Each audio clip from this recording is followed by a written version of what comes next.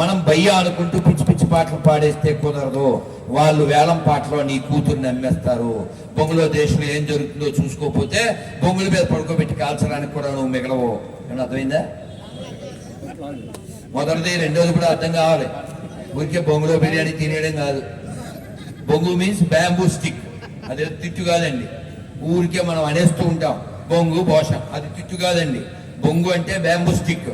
చివరి యాత్ర చేసేటప్పుడు అవే కావాలి. అదేవిధంగా నువ్వు పాదయాత్ర చేయకపోయినా, తీర్థయాత్రకి చేయకపోయినా, రథయాత్ర చేయకపోయినా ఒక యాత్ర చేస్తాం. ఏంటిది? అంతిమయాత్ర. అప్పుడు వెహికల్ అదే. కాశీ వెళ్తే ఆ వెహికల్స్ అన్ని రెడీగా ఉంటాయి గోల్డెన్. అర్థమైందా? మణికర్ణికా ఘాట్లో. సో కాబట్టి అది బొంగు. సరే, వాడి ఎవడు భోషానం? భోషానం అంటే ఒక ఇనప పెట్టె, చాలా స్ట్రాంగ్ గా ఉంటది. గోల్డెన్ తాళాలు ఉంటాయి. ఇలా తిప్పాలి, ఇలా తీయాలి. కాబట్టి మనం ధనం దాచుకోవడానికి అది, ధనం వదిలేసి మనం మోసుకెళ్ళడానికి ఇది. దట్స్ వై ఇట్స్ కాల్డ్ బొంగు భోషానం. దాంట్లో బోల్ తత్వం ఉంది, తెలుసుకోండి. అది విషయం. అయితే మనం ఇప్పుడు బలంగా ఉండాలంటే మనకి ఫీల్ ఉండాలి. ఏంటి ఆ ఫీలు? చిన్న బిడ్డకున్న ఇంగితం. మనం వాడు తినే ముందు ఒక ఐస్ క్రీమో లేకపోతే ఇంకొక ఆహారమో పదార్థం మీద వాడి ముందే థూ అని ఊసి ఇవ్వండి. ఏ శిశువు అయినా తింటాడా? మన పశువులు తింటాయి. భయ్యా ఏక షవర్మా దేదో, ఏక బిర్యానీ దేదో అని తినేస్తూ ఉంటాం.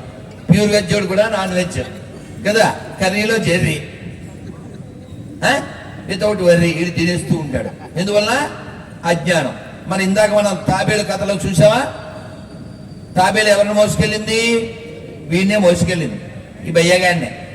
ఈ తాబేలు ఎవరు? మన మధ్యలో ఉంటాడు. వాడు సెక్యులర్, అన్నీ ఒకటే అంటుంటాడు. పోనీ నిరూపిస్తాడా? నేను వేదిక మీద ఇలా చాలా వేదికల మీద చెప్పాను. ఎవడైనా నిరూపిస్తే 10 లక్షలు 10 lakhs ప్రైజ్ మనీ. ఎవడైనా అన్ని మతాలు ఒకటే అని నిరూపిస్తే ఎవడు వస్తాడా? ఎవ్వడు రాడు. ఎందుకంటే అబద్ధం. కానీ మనతో పాటలు పాడిచ్చారు. ఓ 70 ఏళ్ళ నుంచి రఘుపతి రాఘవ రాజారాం పతీత పావన సీతారాం. 3వ లైన్ పచ్చి అబద్ధం.